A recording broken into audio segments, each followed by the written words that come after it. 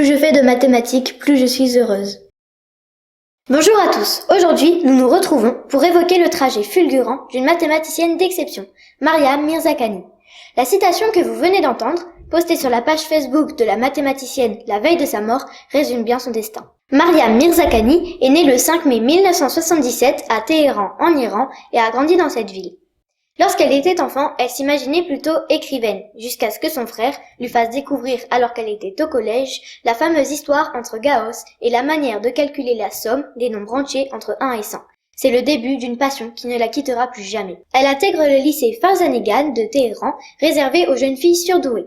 C'est là qu'elle obtient à 2 reprises une médaille d'or aux Olympiades de mathématiques en 1994 et en 1995. Ensuite, elle entre à la prestigieuse université Sharif de Téhéran où elle termine ses études prédoctorales en 1999.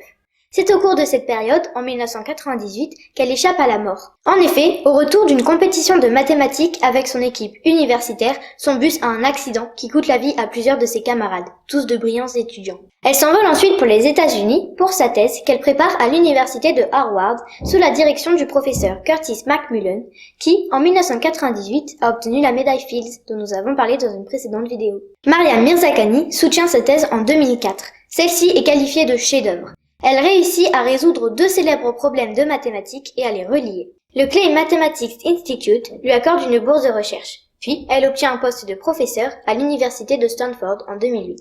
Au cours de cette période, elle étudie beaucoup les surfaces de Riemann en approfondissant les résultats de son illustre prédécesseur. Ses travaux sont remarquables et l'amènent à s'intéresser à divers domaines mathématiques.